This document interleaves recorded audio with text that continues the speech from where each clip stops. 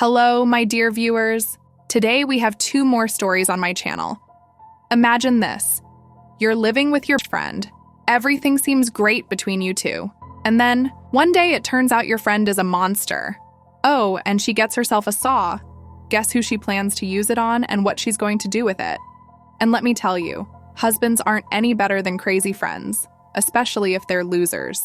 In today's episode, you'll find out just how monstrous friends can be and how crazy husbands can get. All right, let's get started.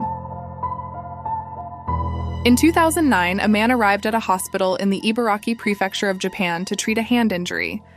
This man, then 24 years old, was Komatsu. While working at a construction site, he had accidentally struck his hand with a hammer. It's important to note that Komatsu had recently gone through a difficult time. His father had passed away, leaving him in a state of depression and confusion. At some point, he realized he couldn't continue like this and decided to move to Ibaraki Prefecture. Shortly before this, he had started working at the construction site. On the day Komatsu finished his treatment at the hospital and was about to head home, he accidentally dropped his phone. Just then, someone called out to him. "Excuse me, you dropped your phone," said the person, handing it back to him. This was his fateful meeting with his future wife. The woman's name was Megumi, and she worked as an office staff member at the same hospital. While handing the phone back, she noticed Komatsu's work clothes, particularly the logo of the famous anime Dragon Ball on his uniform. With a smile, she said, "Oh, I love Dragon Ball too." From there, they struck up a casual conversation and soon discovered they were the same age. Komatsu, who had recently moved to Ibaraki and hadn't made any friends yet, was thrilled to meet someone his own age. He gave Megumi his phone number, and that evening he received a message from her. At first, they exchanged friendly texts and had conversations, and about a month later, during one of their calls, Komatsu heard a child's voice in the background. Megumi had a child. It turned out that the voice Komatsu heard belonged to Megumi's 3-year-old daughter. Along with this, he learned that Megumi had separated from her husband a year ago, had recently finalized the divorce, and was now raising her 3-year-old daughter on her own. With these personal details out in the open, they grew even closer. 2 months after they met, they decided to live together, and everything seemed to be going smoothly. Eventually, they officially registered their marriage and became husband and wife. A year after their wedding, in August 2010, their much-anticipated son was born. Komatsu was overjoyed. He felt as though his late father had somehow helped him build this new family. However, this happiness was short-lived. During one of his drives, Komatsu was pulled over for speeding. In reality, this wasn't so much bad luck as it was the result of his own actions. He had broken the law. But the problems didn't end there. 4 years earlier, Komatsu had already been convicted for driving without a license and for manslaughter due to negligence at work, receiving a suspended sentence. Now, once again, he was caught speeding and driving without a license. In this situation, he couldn't avoid harsher punishment. He was arrested and sent to prison, leaving his wife and children to fend for themselves. Although Komatsu was released after 4 months, he had already lost his job. Despite his release, his criminal record made it difficult to find new employment, and he survived on temporary jobs. This took a heavy toll on their financial situation, and the family began to experience serious hardships. Meanwhile, their family grew.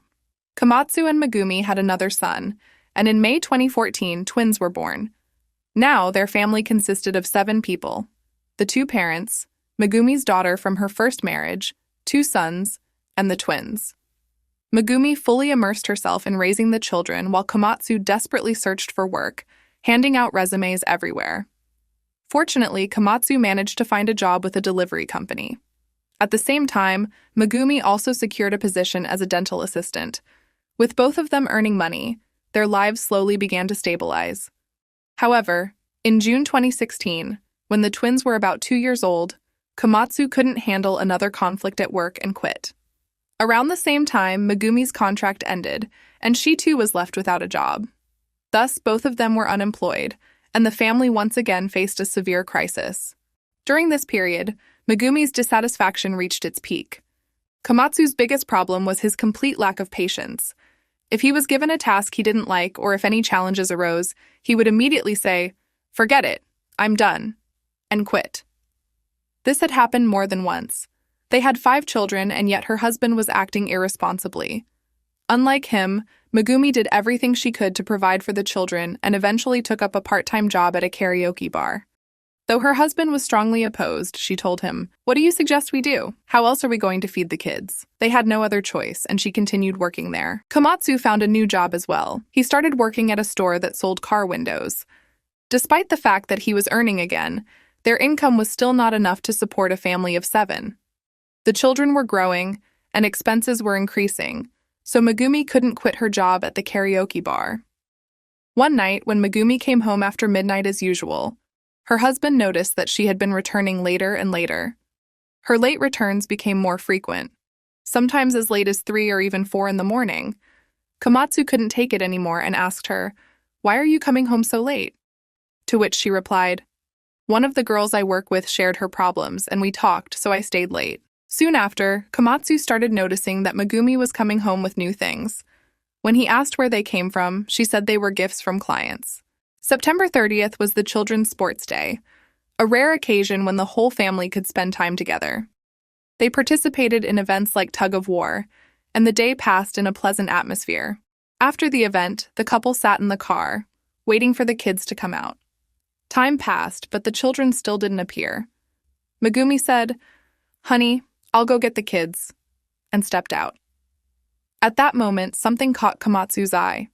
It was his wife's phone, which she had left in the car. Feeling anxious, Komatsu opened the phone, unwittingly unleashing Pandora's box. What he saw was a long chain of messages Megumi had been exchanging with an unknown man. The warmth and affection in their conversation made it clear that these were messages between lovers.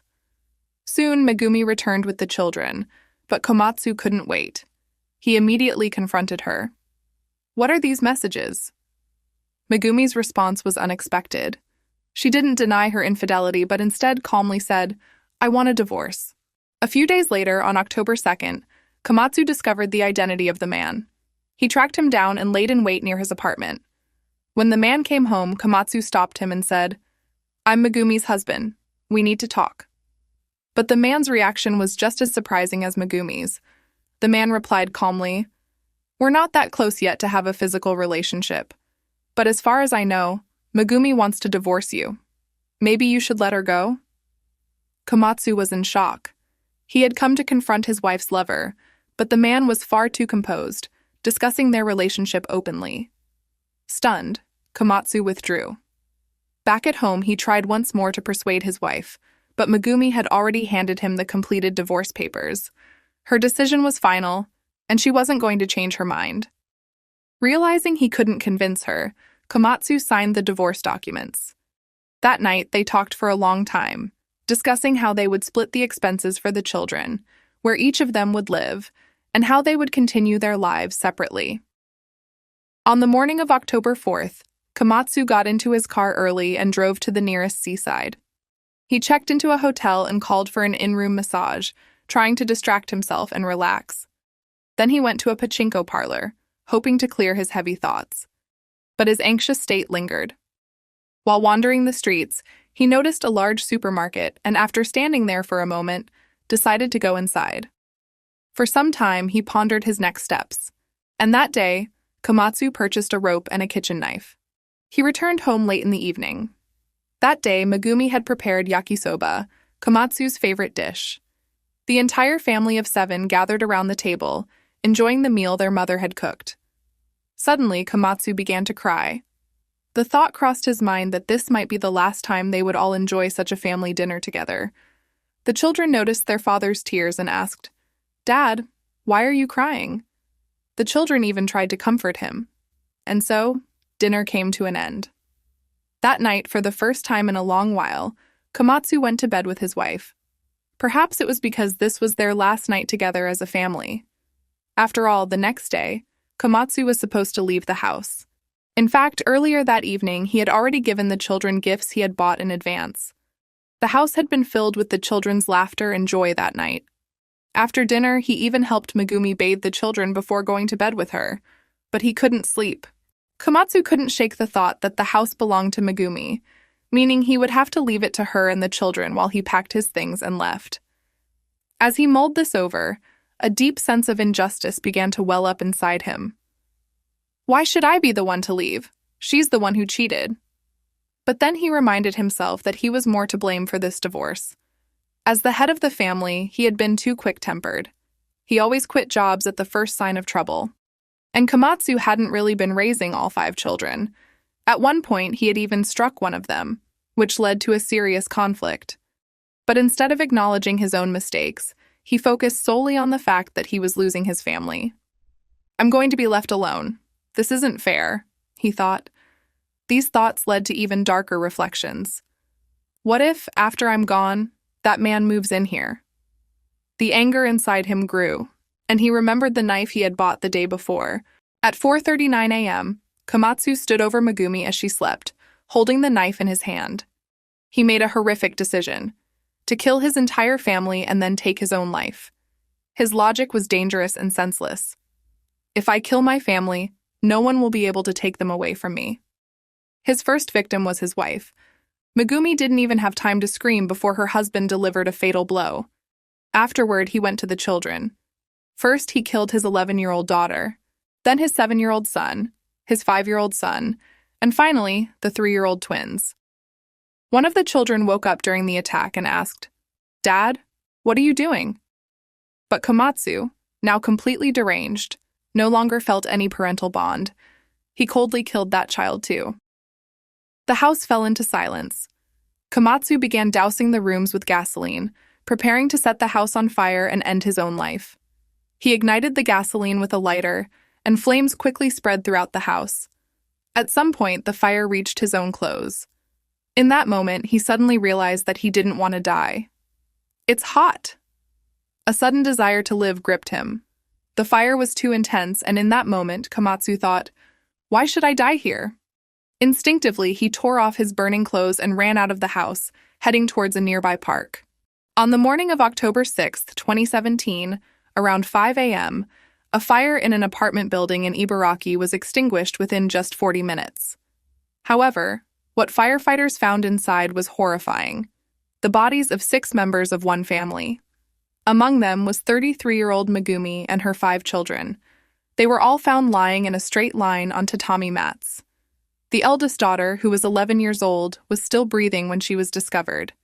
She was rushed to the hospital, but despite efforts to save her, she died less than an hour after arriving. The police immediately realized this was no ordinary fire. Doctors found that Megumi, the eldest daughter, and 2 of the older sons had fatal wounds that caused a rupture of the pulmonary artery. It became clear that someone had murdered the family before setting the house on fire to cover up the crime. They were right. An hour later, at 6 a.m., a man walked into the police station. His clothes were scorched, and his body reeked of smoke. The man was 33-year-old Hirobumi Komatsu, the head of the family and the only one not found at the scene. He confessed to killing all 6 members of his family and setting the house on fire. Komatsu claimed that after starting the fire, he went to the park intending to take his own life but changed his mind at the last moment. However, his words seemed hard to believe. It was difficult to accept that a man who had fled in panic from a burning house had truly planned to commit suicide. After the tragedy, friends of the family told police that Megumi often complained about her husband's unreliability. He couldn't hold down a job and constantly lied to her. What wore Megumi down the most was that Komatsu frequently asked her for money, only to spend it on gambling. She had long dreamed of divorcing him, but instead she met with a tragedy that could not have been prevented. In June of that year, Komatsu faced trial, and the court was unforgiving. For the murder of 6 family members, he was sentenced to death. Even after receiving such a severe sentence, Komatsu did not give in and filed an appeal, attempting to challenge the court's decision. Komatsu appealed the verdict. He still didn't want to die. However, his appeal was denied. When we closely examine the whole story, it's clear that the infidelity of Komatsu's wife plays a significant role. It's hard not to understand the anger of a man who felt betrayed. However, it seems that Komatsu never fully grasped that much of this was a result of his own actions. Perhaps he was never truly capable of handling such a large family. After all, what had the children done to deserve such a fate? Dear viewers, today's story was reconstructed based on Komatsu's prison notes. This allowed us to gain a more detailed account of his feelings and thoughts leading up to the tragedy. However, this doesn't mean we can justify his actions or view the situation from his perspective. The conclusion is simple. No circumstances can ever justify murder. Komatsu will be remembered as a cruel father who killed his family, and this fact remains unchanged. Now let's move on to the next story. Leave a comment about which case you find the scariest. In my opinion, they are all absolutely horrifying. I can't help but be amazed at the sheer stupidity of these criminals. What were they even hoping for? Please subscribe to my channel and let's continue. Have you ever left your hometown for studies or work, relocating to a new city? This task is usually not easy, especially when financial resources are limited and you're in unfamiliar surroundings. For such cases, many opt for affordable studio apartments or band together with others in similar situations to create a communal living arrangement. In Japan, a 24-year-old woman named Watanabe Sahako found herself in a similar predicament. Sahako was born and raised in a small rural town in Ehime Prefecture. Her father owned a flower shop since her childhood, and watching him work inspired Sahako to dream of opening her own flower shop someday. However, she needed startup funds. In the year 2015, Sahako decided to move to a bigger city to gain social experience and earn money, ultimately ending up in Osaka. Life in this big city proved to be a real challenge for her. On one hand, it was exciting, but on the other, it was anxiety-inducing. Eventually, Sahako decided it was better to live not alone, but in a shared house, with roommates. This arrangement would provide her with support and reduce her sense of loneliness. Over time, Sahako's life in Osaka stabilized. Her roommates turned out to be pleasant people, and she started working at a nearby restaurant, gradually saving money.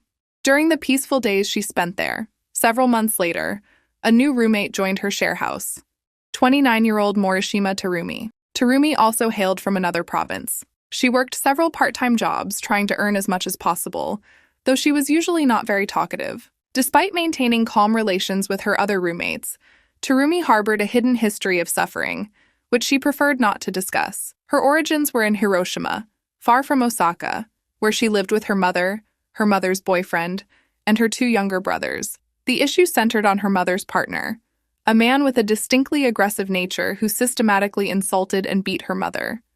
He was so dangerous that he sometimes brandished a baseball bat, threatening everyone in the house. Terumi lived in daily fear, and over time, this fear turned into something greater. The aggressor began to target Terumi, who was almost like his stepdaughter. She endured terrible things but couldn't tell her mother, understanding how painful it would be for her to hear. Thus, Terumi suffered in silence. The situation worsened when, in her first year of high school, she became pregnant by her mother's boyfriend. At that point, she could tell no one and, of course, could not seek help. Time passed, and when it was time to consider an abortion, it was too late. Ultimately, she secretly gave birth at home, alone. How could a 16-year-old girl cope with this situation? During childbirth, she failed to receive proper medical help, and the child was born dead. Terumi could not properly bury the child and simply left it. This was unbearable pain for such a young girl. Having spent a whole year in such suffering, Terumi became increasingly withdrawn and dark. It's no wonder this impacted her character. She grew up hiding her true feelings and became a person with many secrets, adept at hiding everything. As time went on, Terumi became an adult, scraping by with one part-time job after another. During this time, she stumbled upon an online advertisement for a share house tenant, located far from her home in Osaka. Terumi saw this as a great opportunity to escape her home and, without hesitation, decided to move. She was not in a good financial situation and had dropped out of school, not dreaming of university admission. She just tried to make a living by doing simple physical work, which resulted in meager earnings. However, once in the share house in Osaka, Terumi began to notice how she compared her life to that of her roommates. Particularly close to her was Sahako. Although they were good friends, Terumi felt that Sahako had a much better life. She had more money, a more stable existence, and the love of her family. Perhaps out of jealousy, Terumi began to slowly steal money from Sahako. At first, these were small amounts, but gradually she became bolder and crossed the line. One day, Terumi stole Sahako's identity card. Then, to look as much like her as possible, She removed her glasses and applied brighter makeup, after which she went to a credit company. It seems the company employee did not check the documents too carefully, and Terumi was able to pass the identification without any problems. Later, Terumi successfully obtained a loan of 2,200,000 yen in Sahako's name. She was overjoyed. This was a lot of money, the likes of which she had never had. Right after that, she left the share house and moved to a one-room apartment located just 300 meters from her previous place. She spent the money on everyday needs, and for Terumi, this was the first feeling of financial well-being. However, this happiness was short-lived. The money quickly ran out, and now she needed to pay it back. But Terumi had no means to repay the loan. She knew that if she did not make the interest payments on time, the company would most likely contact Sahako, and then all secrets would be revealed. Consumed by anxiety, Terumi began to consider drastic measures. On the 24th of December 2015, the eve of Christmas, she called her former roommates and proposed a joint party. She invited Sahako to her kitchen to prepare holiday treats together. At 7 o'clock in the evening, two people who had gone shopping together entered Terumi's apartment. This moment was captured by surveillance cameras. Meanwhile, at the share house, the other roommates were waiting for Terumi and Sahako to show up at the party. However, time passed and the girls did not appear. At this point, the roommates began to worry and sent a message to Sahako. "Where are you?" The response came instantly. "I'm at Terumi's, we're cooking, it will take a little time." But soon after, the sound of a doorbell rang. At the party in the share house, only Terumi arrived. She reassured the roommates, saying that Sahako was currently at her place cooking, assuring them that everything was fine and they would soon come. It seemed that everything was going according to plan. However, soon after, a message arrived from Sahako. "Guys, sorry, something unexpected has come up, I can't make it. Have fun without me." This news caused confusion.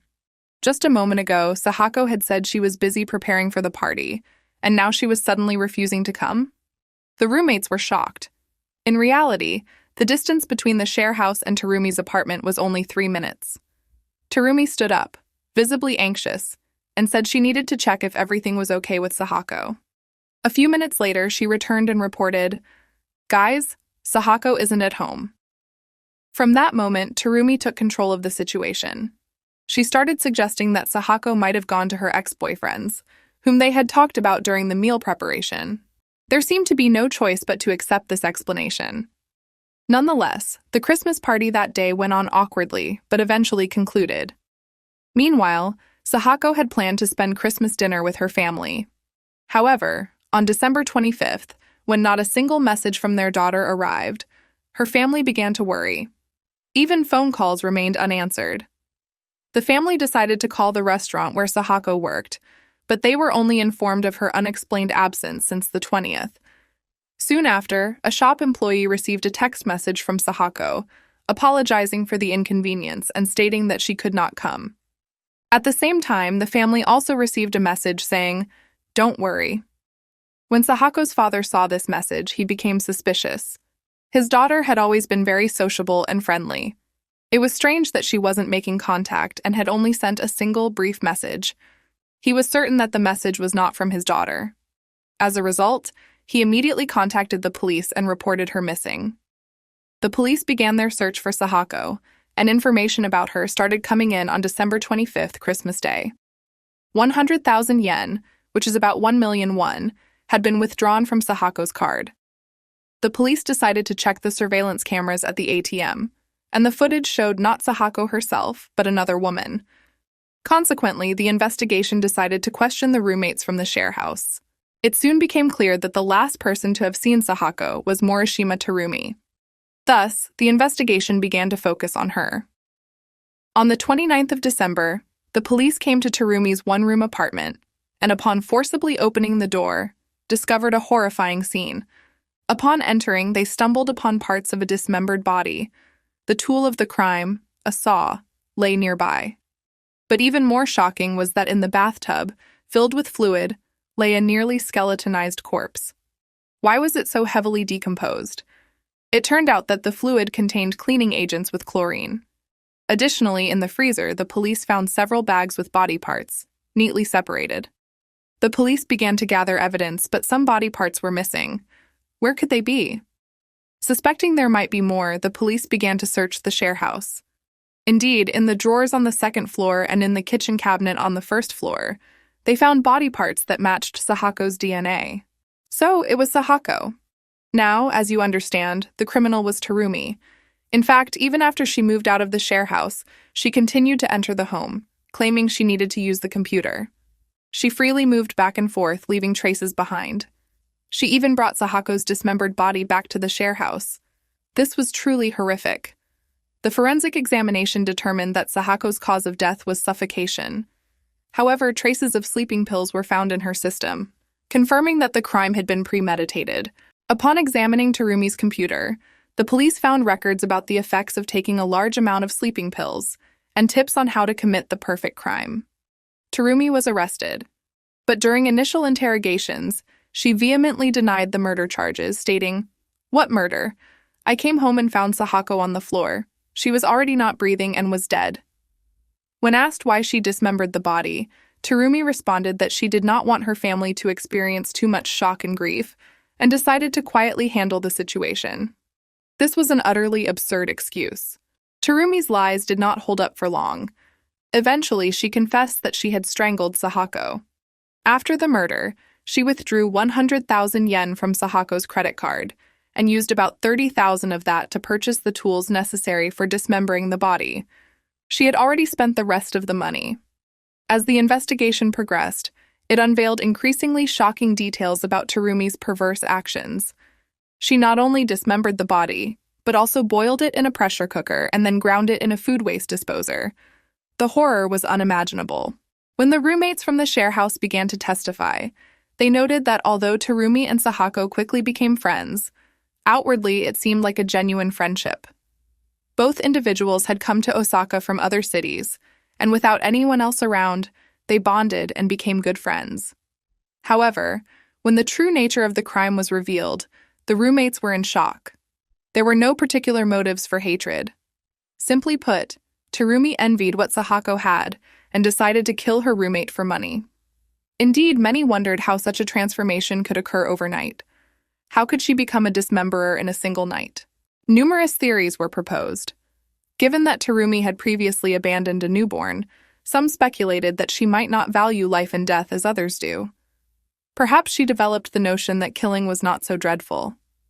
Due to her lack of money and the pressure on her, another extreme hypothesis emerged. Perhaps she intended to sell Sahako's organs to make money. Certainly, Terumi's troubled childhood also played a role. She had endured sexual violence from her mother's boyfriend, pregnancy, and childbirth, all horrors that should not have occurred at such a young age.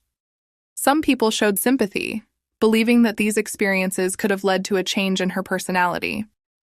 Ultimately, Morishima Terumi stood trial, where she was sentenced to life imprisonment. Although it was Terumi's first conviction, her methods were so brutal, and her continued denial of the murder and lying influenced the severity of the sentence. She is currently serving her sentence in a Japanese prison. Recently, it was reported that Terumi had changed her name to Nakahara. It's curious why she decided to change her name. Did she want to start a new life with a new identity? But in the end, she is set to spend the rest of her life in prison.